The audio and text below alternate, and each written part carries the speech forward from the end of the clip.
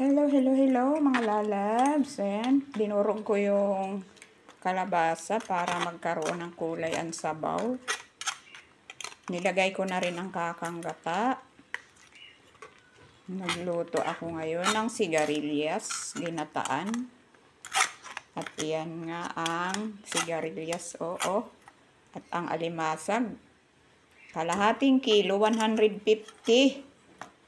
Akala ko naman 50. Nasanay ako nung nakaraang taon na mura lang ang mga bilihin. Ngayon ang 500, kukuntian na bili. Bumili ako mantika, 1.5. Ang halaga ay 105 din. 1.5 doon sa Coca-Cola. Spring daw ang tatak at coconut oil. Ayan. Yung 500, kukuntian na bili. Diba? Ganon na ngayon. Kamahal ang mga bilihin.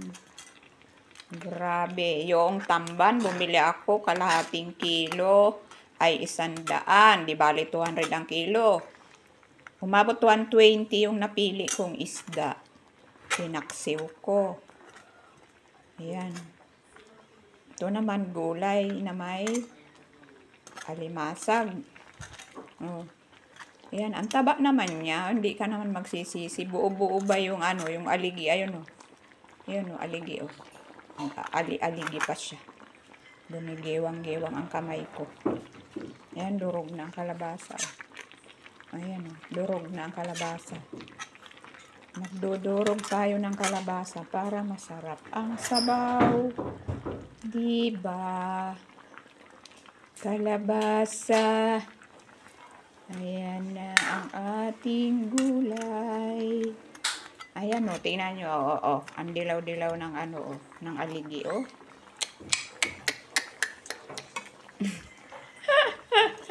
Hanip eh. O, ayan. Tingnan nyo ang aligi o. Ay, parang kakulay ng kalabasa. Ang aligi. Ang galing, no? Ang taba. Kasi yung naka-display doon sa tindahan ng ali ay may mga binukas siya. Kitang-kita mo talaga yung mga aligi. Ayan, oh. Ayan, oh. Naninilaw ang mga aligi. Oh, oh. Sana all may aligi. Sana all talaga may aligi. Oy. Ayan, ang lambot na ng ating kalabasa. Berde pa ang sigarilyas. Okay lang yan, berdeng sigarilyas. Kinakain niyang hilaw ang sigarilyas. Ng mga yung mga vegetarian. Oh. Lutuin natin ang husto ang sabaw. Diba? Naglangoy-langoy man siya sa sabaw.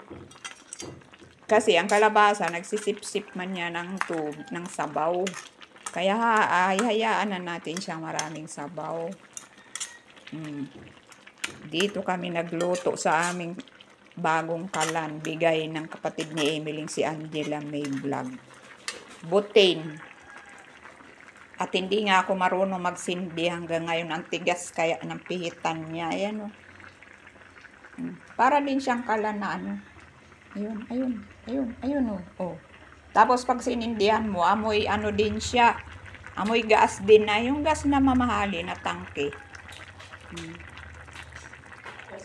Kahapon, nasimula na namin to gamitin. Nakapagsaing na dyan. Nakapagprito ng manok kagabi.